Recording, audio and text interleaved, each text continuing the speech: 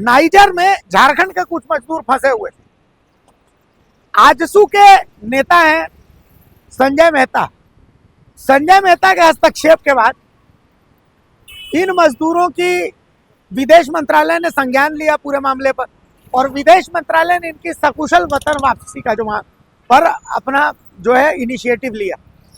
तो कम से कम संजय मेहता ने इसे लेकर के प्रेस कॉन्फ्रेंस की।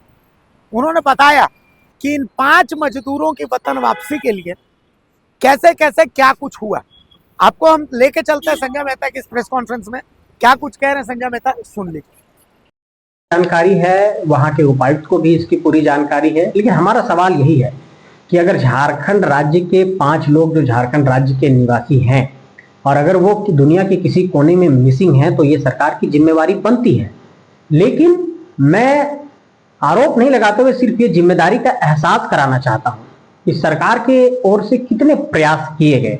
मैं आरोप नहीं लगा रहा हूँ, लेकिन मुझे ऐसा लगता है कि इसमें और संजीदगी दिखानी चाहिए थी और गंभीरता दिखानी चाहिए थी, क्योंकि जब हमने बात किया है वहां के प्रतिनिधियों से जो लगातार हमारे संपर्क में थे, उन लोगों ने यही कहा कि आप लोगों का बहुत ज्यादा दबाव था। और मैं आप लोगों को बताना चाहता हूं कि 25 दिसंबर को अंतिम पत्र हमने प्रधानमंत्री जी को लिखा था, और प्रधानमंत्री जी को हमने पत्र लिखते हुए यही कहा कि ये देखिए वो पत्र है जो हम लोगों ने 25 दिसंबर को लिखा था, 24 दिसंबर को लिखा था।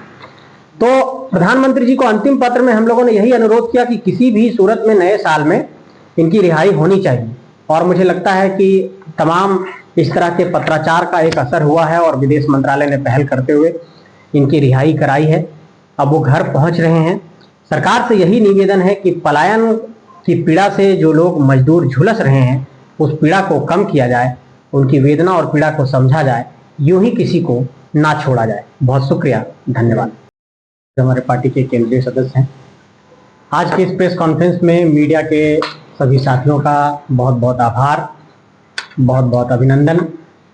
आज के इस प्रेस कॉन्फ्रेंस में हमारे साथ डॉक्टर रोहित महतो जो बगोदर से हैं और जो पार्टी के केंद्रीय सदस्य हैं, अनुराग पांडे जी जो पार्टी के केंद्रीय सदस्य हैं हमारे बीच मौजूद हैं, हमारे युवा साथी मौजूद हैं, और रांची महानगर के युवा आजसू के अध्यक्ष अमित यादव भी मौजूद हैं, और छात्र के हमारे नेता प्रताप सिंह जी भी इस प्रेस कॉन्फ्रेंस में मौजूद हैं। सबका हार्दिक अभिनंदन है, स्वागत है। मीडिया के साथियों, आज एक बहुत ही महत्वपूर्ण मसले पर आप लोगों को एक जानकारी देनी है। और मुझे लगता है कि जब कोई सरकार, जब कोई सत्ता संचालित हो रही होती है और अगर कोई मिसिंग, कोई वहाँ का कोई अगर निवासी, कोई व्यक्ति अगर लापता है लंबे अरसे से, कुछ बहुत अधिक महीने से, तो ये सरकार और सत्ता की भी जिम्मेवारी होती है। लेकिन फिलहाल आज आरोप और प्रत्यारोप का कोई दिन नहीं है। आज मैं एक आधिकारिक सूचना देना चाहता हूं जो भारतीय दूतावास से मुझे प्राप्त हुई है और आधिकारिक सूत्रों से प्राप्त हुई है। 25 अप्रैल 2025 को झारखंड के 5 मजदूर जो बगोदर, जो गिरिडीह जिले का बगोदर क्षेत्र है, बगोदर विधानसभा क्षेत्र और कोडरमा लोकसभा क्षेत्र और गिरिडीह जिला, वहां के दोंदलो और मुंडरो, ये 2 पंचायत है। इन 2 पंचायतों के 5 लोग जिनका नाम संजय महतो था, चंद्रिका महतो था, फलजीत महतो था, राजू महतो था और उत्तम महतो, ये सभी लोग वेस्ट अफ्रीका, जो एक वहां पर कंट्री है पश्चिम अफ्रीका में, नाइजर, वहां पर वो काम करने गए थे। कल्पतरू पावर प्रोजेक्ट्स लिमिटेड नामक कंपनी वो काम करने गए थे और 25 अप्रैल को उनका अपहरण कर लिया गया था। ये अपहरण जो जानकारी मिली है उसके अनुसार बहुत ही कुख्यात संगठन इस्लामिक स्टेट ऑफ ग्रेटर सहारा ने किया था। और जिस दिन इनका अपहरण किया गया था उस दिन 12 लोगों को सरेआम AK-47 से आतंकियों ने मार दिया था, जो नाइजर के सेना के कर्मी थे, और 5 भारतीय नागरिकों को जो झारखंड के बगोदर के थे उनकी किडनैपिंग कर ली गई थी।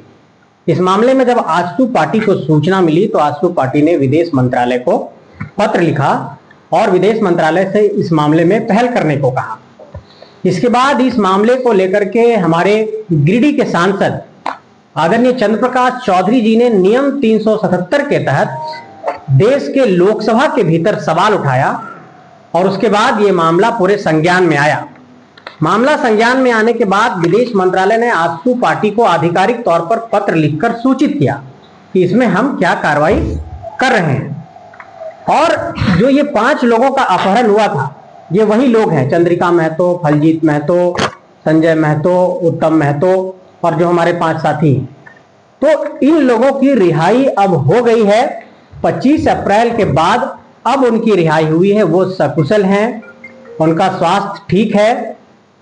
आतंकियों ने लगभग 25 अप्रैल से पूरे इस दिसंबर तक और जनवरी के पहले सप्ताह तक उन लोगों को अपने पास रखा। इस मामले में जो भारत के राजदूत हैं, जो आपके नाइजर में रहते हैं, सीताराम मीना जी, उनका प्रयास रहा और आजसू पार्टी के द्वारा लगातार इस मामले में संवाद किया जा रहा था। हम लोगों ने international council of red cross society से भी इस मामले में संपर्क किया था।